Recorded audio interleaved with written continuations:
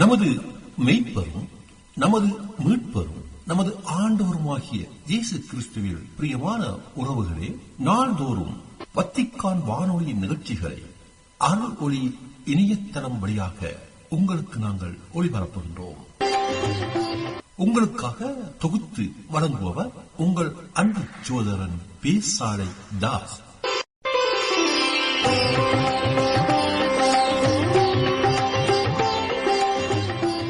லௌதேத்தூர் இயேசுஸ் கிறிஸ்துஸ். இயேசு கிறிஸ்துவுக்கு புகழ். தமிழ் கூறும் நல்லுலகில் வாழும் அனைத்து அன்புள்ளங்களுக்கும் வத்திக்கான் வானொலியின் வணக்கம்.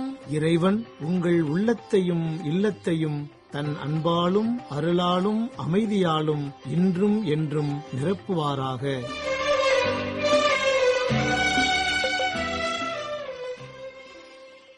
அன்பு நேயர்களே, வத்திக்கான் வானொலி இன்று உங்களுக்கு வழங்க இருப்பவை: தடம் தந்த தகைமை, திருத்தந்தையின் புதன் மறைக்கல்வி உரை, திரு அவையில் யூபிலி ஆண்டு 2025 மற்றும் செய்திகள்.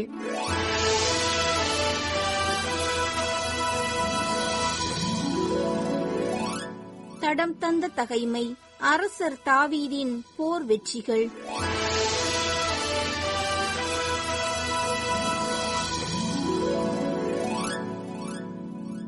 அரசர் தாவீது பெலிஸ்தியரை தோற்கடித்து அவர்களை பணியச் செய்தார். காத்து நகரையும் அதன் சிற்றூர்களையும் பெலிஸ்தியரிடமிருந்து கைப்பற்றினார்.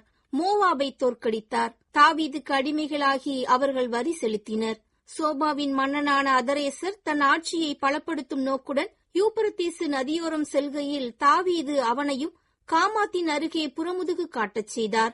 அவனிடமிருந்து 1000 தேர்களையும் 7000 குதிரை வீரரையும் 20,000 காலாள் படையினரையும் அவர் கைப்பற்றினார். அவற்றுள் 100 தேர்களுக்கான குதிரைகளை வைத்துக் கொண்டு ஏனைய தேர் குதிரைகளின் கால் நரம்பையும் வெட்டி போட்டார். சோபாவின் அரசனான அதரேசருக்கு உதவி செய்ய தமஸ்கு நகர் சிரியர் வந்தனர். தாவீது சிரியரில் 22,000 பேரை கொன்று குவித்தார். மேலும் தாவீது தமஸ்கு நகரின் நடுவில் பாளையங்களை அமைத்தார். திருத்தந்தையின் புதன் மறைக்கல்வி உரை, திராட்சை தோட்ட வேலையாட்கள் உவமை.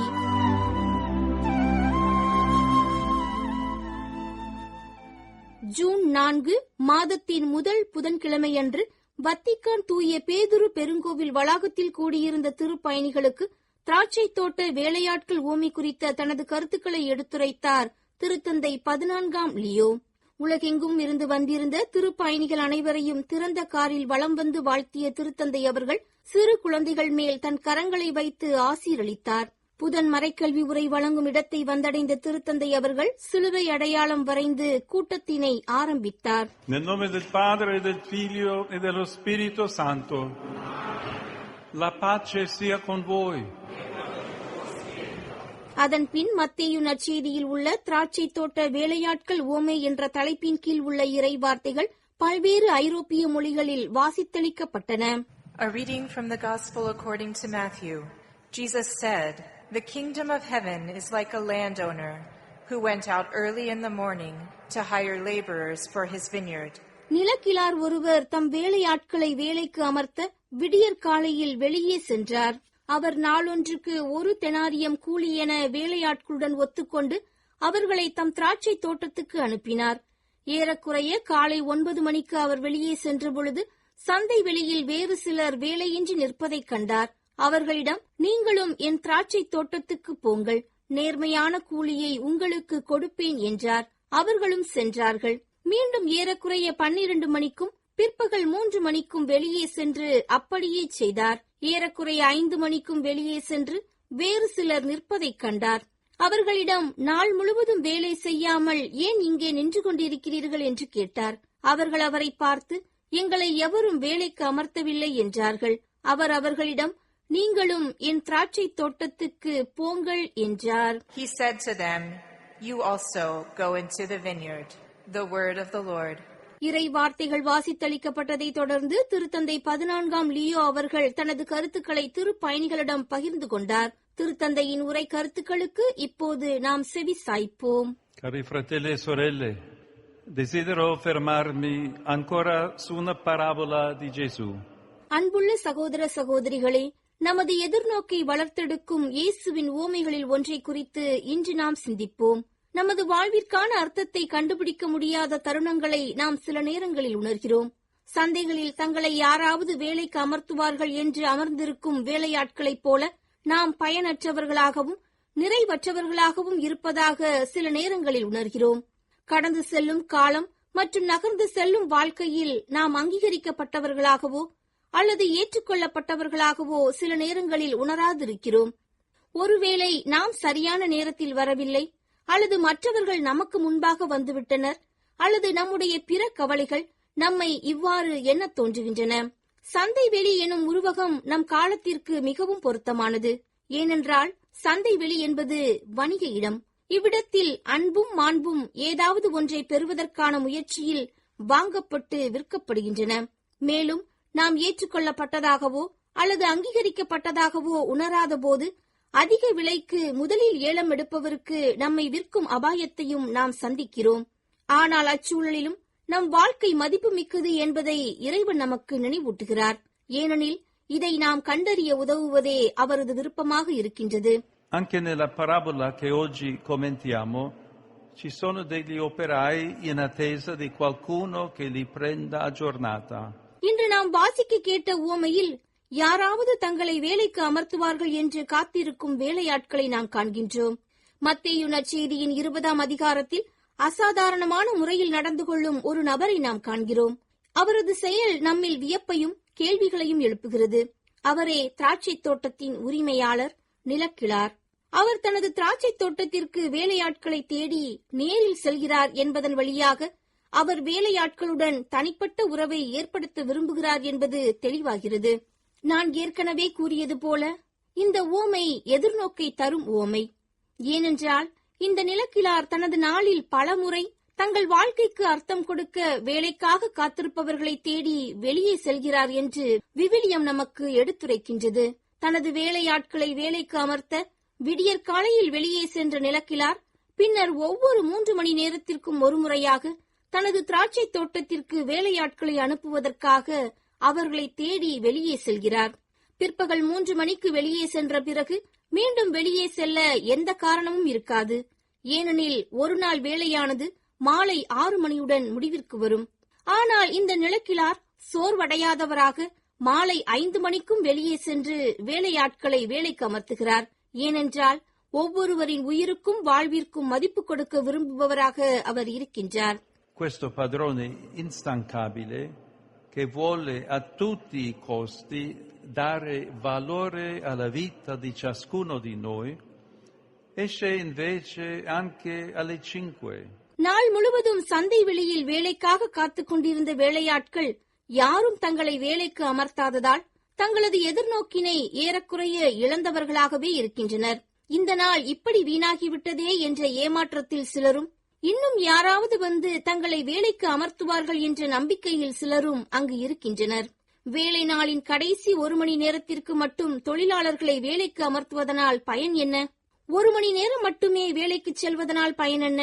எது எப்படி இருந்தாலும் வாழ்க்கையில் நாம் சிறிதளவே செய்ய முடியும் என்று தோன்றும் செயல்களும் எப்போதும் மதிப்புக்குரியதாகவே கருதப்படுகிறது. வாழ்வின் அர்த்தத்தை கண்டறியும் வாய்ப்பு எப்போதும் நமக்கு உண்டு. ஏனெனில் கடவுள் நம் வாழ்க்கையை அன்பு செய்கின்றார். இந்த நிலக்கிழாரின் உண்மையான குணம் நாளின் முடிவில் கூலி வழங்கும் நேரத்தில் வெளிப்படுகிறது. விடியற் காலையில் திராட்சை தோட்டத்திற்கு செல்லும் முதல் வேலையாட்களுடன் நிலக்கிழார் நாளொன்றுக்கு 1 தெனாரியம் கூலி என ஒப்புக்கொள்கின்றார். இது ஒரு நாள் வேலைக்கான சராசரியான கூலி. அவர் வேலையாட்களை தானே சென்று அழைத்தார். அவர்களின் மாண்பை அவர் அறிந்துள்ளார். அதற்கேற்ப அவர்களுக்கு கூலி கொடுக்க விரும்புகிறார். எனவே அவர் அனைவருக்கும் 1 தெனாரியம் வீதம் கூலி கொடுக்கிறார். Il racconto dice che gli operai della prima ora rimangono delusi, non riescono a vedere la bellezza del gesto del padrone, che non è stato ingiusto, ma semplicemente generoso. முதலில் வந்த வேலையாட்கள் இக்கூலியை கண்டு ஏமாற்றமடைகிறார்கள் என்று ஊமை எடுத்துரைக்கின்றது. நிலக்கிழாரின் செயலில் வெளிப்படும் நியாயத்தின் அழகை அவர்களால் பார்க்க இயலவில்லை. அது அநீதி அல்ல, தாராள குணம். மனிதர்களின் தகுதியை மட்டுமல்லாது அவர்களின் தேவையையும் பார்க்கிறது இந்த தாராள குணம். கடவுள் மக்கள் அனைவருக்கும் தனது இறையரசை கொடுக்க விரும்புகிறார். அதாவது முழுமையான, நிலையான மற்றும் மகிழ்ச்சியான வாழ்க்கையை கொடுக்க விரும்புகிறார். இயேசுவும் நமக்கு அவ்வாறே செய்கிறார். அவருக்காக தம் இதயங்களை திறப்பவர்களுக்கு தன்னையே அவர் முழுமையாக கொடுக்கிறார். இந்த ஊமையின் ஒளியில் இக்கால கிறிஸ்தவர்கள் ஏன் உடனடியாக வேலை செய்ய தொடங்க வேண்டும், கூலி ஒரே மாதிரியாக இருந்தால் ஏன் கஷ்டப்பட்டு உழைக்க வேண்டும் என்று சிந்திக்க தூண்டப்படலாம். புனித அகுஸ்தீன் இந்த சந்தேகங்களுக்கு பதிலளிக்கிறார். நமக்கான வெகுமதி நிச்சயம் ஒரு நாள் உண்டு. ஆனால் அது எந்த நாள் என்று அறியாத நிலையில் நம்மை அழைப்பவரை பின்பற்றுவதில் நாம் ஏன் தாமதிக்க வேண்டும்? அவர் தனது வாக்குறுதியின்படி நமக்கு தருவார் என்பதை நமது தாமதத்தின் காரணமாக இழக்காமல் இருக்க கவனமாக இருப்போம். குறிப்பாக இளைஞர்கள் காத்திருக்காது திராட்சை தோட்டத்தில் வேலை செய்ய நம்மை அழைக்கும் கடவுளுக்கு உற்சாகமாக பதிலளிப்பவர்களாக இருக்க வேண்டும். அதை தள்ளி போடாது அப்பணியில் நம்மை ஈடுபடுத்திக் கொள்ள வேண்டும். ஏனென்றால் கடவுள் தாராளமானவர். நாம் ஒருபோதும் ஏமாற்றமடைய மாட்டோம். அவரது திராட்சை தோட்டத்தில் வேலை செய்வதன் வழியாக நமது வாழ்க்கையின் அர்த்தம் என்ன என்று நமக்குள் நாமே சுமந்து செல்லும் ஆழமான கேள்விக்கான ஒரு பதிலை காண்கின்றோம். அன்பான சகோதர சகோதரிகளே, நாம் சோர்வடைய வேண்டாம். வாழ்க்கையின் இருண்ட நேரங்களில் கூட நாம் தேடும் பதில்களை தராமல் காலம் கடந்து செல்லும் போது மீண்டும் வெளியே வந்து நாம் அவருக்காக காத்திருக்கும் இடத்தில் நம்மை இறைவன் சந்திக்க அவரிடம் கேட்போம். அவர் தாராள மனப்பான்மை கொண்டவர். விரைவில் நமக்காக வருவார். Chiediamo al Signore che esca ancora e che ci raggiunga là dove lo stiamo aspettando. Il Signore è generoso e verrà presto. இவ்வாறு திருத்தந்தை 14ஆம் லியோ அவர்கள் தனது மறைக்கல்வி உரை கருத்துக்களை எடுத்துரைத்ததும் உலகெங்கிலும் இருந்து வந்திருந்த திருப்பயணிகளை வாழ்த்தினார். இத்தாலிய மொழி பேசும் திருப்பயணிகளை வாழ்த்திய திருத்தந்தை அவர்கள், பெந்தைகோஸ்தே பெருவிழாவிற்காக நம்மையே நாம் தயாரித்துக் கொண்டிருக்கும் இவ்வேளையில் தூய ஆவியின் செயலுக்கு நாம் பணி உள்ளவர்களாக இருக்கவும் அவருடைய ஒளியையும் ஆற்றலையும் பெற்றுக்கொள்ள அவரிடம் அருள் வேண்டவும் வலியுறுத்தினார் திருத்தந்தை. இறுதியாக விண்ணக தந்தையை நோக்கிய ஜெபம் பாடலாக பாடப்பட்டதை தொடர்ந்து கூடியிருந்த மக்களுக்கு தன் அப்போஸ்தலிக்க ஆசீரை வழங்கினார் திருத்தந்தை 14ஆம் Leo. Benedicat vos omnipotens Deus, Pater et Filius et Spiritus Sanctus. Amen.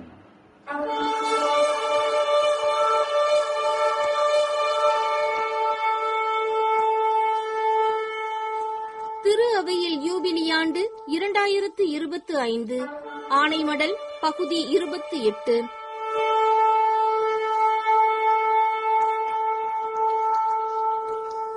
நாம் கொண்டாடுகின்ற இந்த எதிர்நோக்கின் திருப்பயணிகள் என்ற 2025ஆம் ஆண்டு யூபிலியானது எதிர்நோக்கு ஒருபோதும் மறையாது என்ற நம்பிக்கையால் அடையாளப்படுத்தப்படும் கடவுளின் புனித ஆண்டாக இருக்கின்றது. நமது வாழ்க்கைக்கு தேவையான நம்பிக்கையை திரு அவை மற்றும் சமூகத்தில் மீண்டும் கண்டறியவும், தனிப்பட்ட மற்றும் பன்னாட்டு உறவுகளில் ஒவ்வொரு நபரின் மாண்பை மேம்படுத்துவதிலும் படைப்பின் மீதான மரியாதையிலும் நம்பிக்கையை கண்டறிய இந்த யூபிலி ஆண்டு நமக்கு உதவட்டும். அவர் வாக்களித்தபடியே நீதி குடிகொண்டிருக்கும் புதிய விண்ணுலகும் புதிய மண்ணுலகும் வரும் என நாம் எதிர்பார்த்துக் கொண்டிருக்கிறோம் என்ற இறைவார்த்தைக்கேற்ப நமது சான்றுள்ள நம்பிக்கையானது இவ்வுலகில் உண்மையான எதிர்நோக்கின் புலிக்காரமாக புதிய வானம் மற்றும் புதிய பூமியின் அறிவிப்பாக இருக்கட்டும். அத்தகைய புதிய பூமியில் நீதி மற்றும் ஒற்றுமையுடன் மக்களுடன் வாழவும் கடவுளின் வாக்குறுதியை நிறைவேற்றவும் நாம் பாடுபடுகின்றோம்.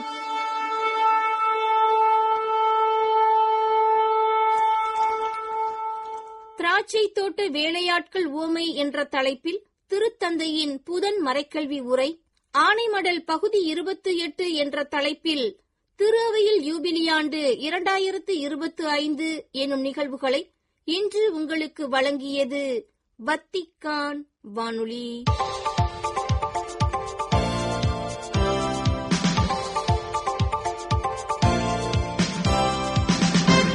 செய்திகள்.